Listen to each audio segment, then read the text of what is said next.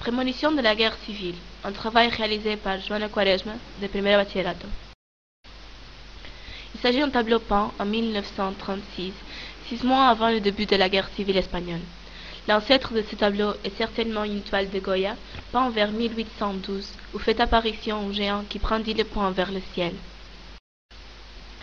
L'élément central est une figure amorphe avec une jambe et un membre d'où apparaît une autre extrémité. On dirait que la créature est en train de se déchirer elle-même. Sur les extrémités représentées, il y a une tête avec une expression bizarre, presque souriante, qui est penchée vers l'arrière, les yeux fermés. Au-dessous de la créature, il y a un pied dont le doigt est très long. Il y a aussi d'autres éléments, comme les haricots de la partie inférieure ou le meuble du centre. Les couleurs sont neutres comme le beige, le marron de la créature et le blanc des nuages. Les couleurs froides, comme le vert ou le bleu du ciel et des nuages, reflètent l'absence de la vie, de la mort partout. Le tableau est chargé d'émotions très négatives, la tristesse, la peur, l'angoisse. Ces créatures, difformes et maléfiques, représentent l'horreur d'une guerre civile où des gens, des familles se battent entre elles.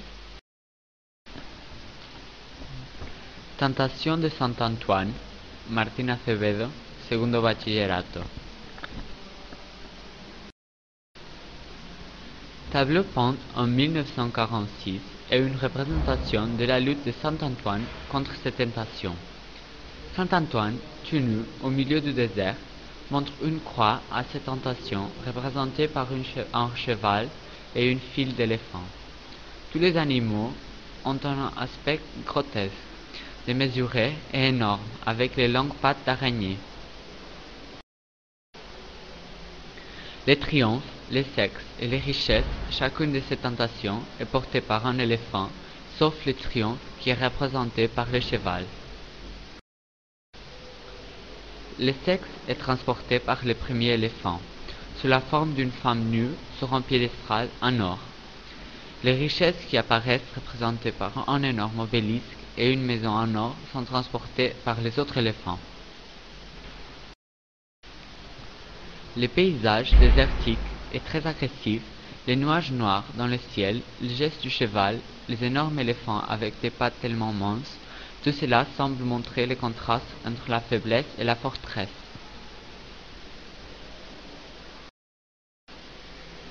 À mon avis, ce tableau représente beaucoup plus que les tentations de l'homme. Il nous montre l'équilibre qu'il doit exister entre la résistance humaine et le monde pour que tout se maintienne stable et que le plus petit mouvement de poids au pouvoir peut tout changer. La persistance de la mémoire. Juan Mederos, segundo bachiller.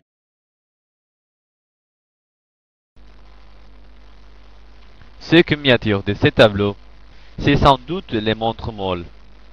J'en suis sûr que si je me promenais dans les MoMA à New York, je me serais arrêté devant lui car j'observe partout un drôle de mysticisme.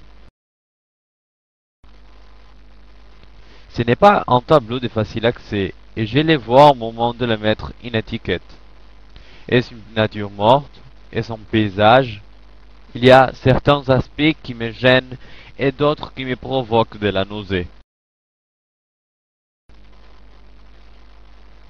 Les titres m'évoquent un ensemble de mots tels que temps, morte et nostalgie que je vois reflétés sur le tableau. Le temps dans les montres molles du premier plan, la morte dans la tête du milieu du tableau, et la nostalgie dans les paysages avec des falaises du fond. On voit trois montres molles qui marquent des heures différentes. L'une sur l'arbre morte, une autre sur la tête avec un œil fermé et un nez ressemblant d'Ali, et la troisième sur le meuble avec une mouche au-dessous. Au premier plan et toujours sur le meuble, on voit une autre montre qui n'est pas molle mais plutôt dure, couverte de fourmis, le seul élément ayant de la vie sur les tableaux. L'atmosphère qu'on y respire est celle du rêve, tout y est éphémère et fuyant. Je crois que Dali, avec ses tableaux, veut nous montrer l'inutilité du temps à partir du moment où son symbole, la montre, a été détruit. Nous mourrons et nos corps se décomposeront, mais il restera l'âme, sous forme de mémoire. Bacchanal, travail réalisé par Alicia Pereira, première de bachillerato. Ce tableau a été fait par Dali en 1939, quand il était aux États-Unis. Bacchanal est un ballet pour lequel il a désigné les décors et les costumes. Les signes éclairant les centres du tableau et il semble également être la porte grecque ou romaine d'un temple ou d'un théâtre. Il semble aussi être l'entrée d'une grotte, un lieu où on ne peut pas entrer, un lieu interdit, fermé, obscur. Les ailes du cygne sont cassées et un arbre est né d'une aile. Du cygne part un chemin qui finit en roche, où il y a une ouverture en forme de flamme à travers de laquelle on peut voir un temple au fond.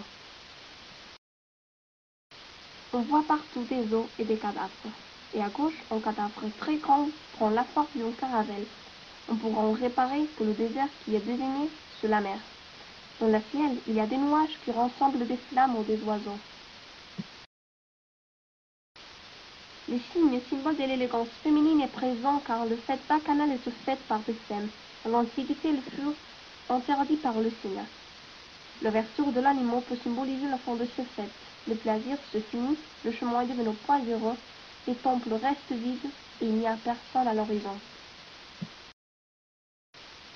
Le bateau, autrefois utilisé pour aller à la fête, est détruit, comme l'océan se desséché. Tout est devenu un désert. Les temps s'enfuient, il ne reste que des souvenirs d'une époque où l'homme, du fond du tableau, semble parler à son fils.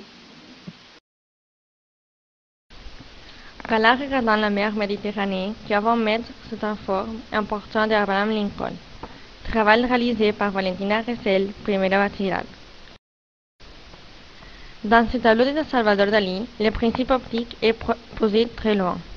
Au milieu, nous pouvons regarder une femme nue, qui est Gala.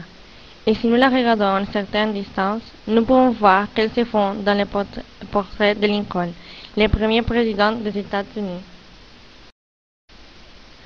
Le tableau est comme une mosaïque, avec des lignes droites qui forment une croix autour du corps nu de Gala. La couleur chaude du fond aide aussi à souligner le blanc du corps qui regarde à l'horizon.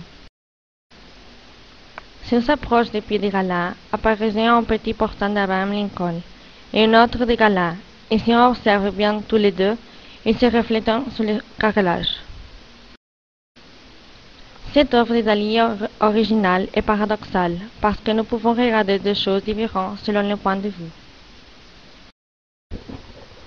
Tête raphaëlesque éclatée par Ana Salamanca, première bachillerato.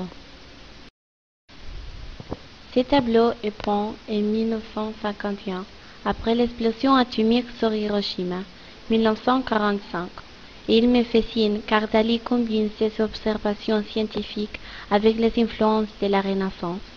De loin, on observe la tête d'une Madone de Raphaël et de près, on peut voir le couple du Panthéon de Rome. L'étude, c'est une image divisée en petits corps qui montent vers l'eau.